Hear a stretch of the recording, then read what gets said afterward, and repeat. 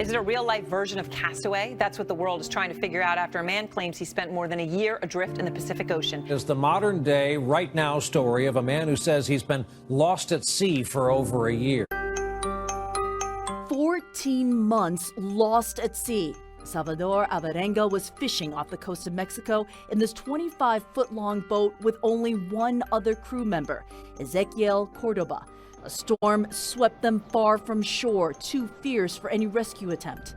What was the biggest challenge in those early days?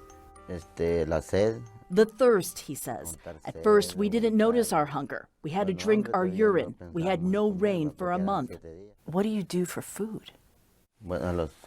It was tough. We ate birds that landed on the boat. We'd cut their throat and drink their blood, and it made us feel better. How did you catch fish with no hooks or lines? With your bare hands? What's happening to Cordova as time is passing? He would cry a lot and talk about his family. Cordoba was 22 years old. He made a dying wish to Alvarenga, visit my mother.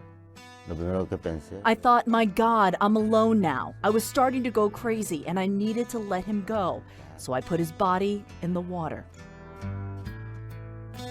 Debate continues about whether this story can be real. To me, this is not a person who has been drifting for over a year in the ocean. Does it bother you today that some people in the initial days didn't believe your story? I have no reason to lie. It was a miracle from God.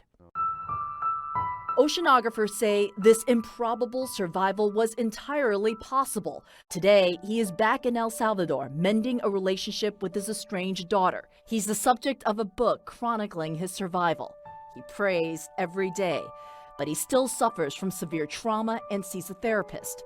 As far as the ocean, Alvarenga can't bear to go in it anymore.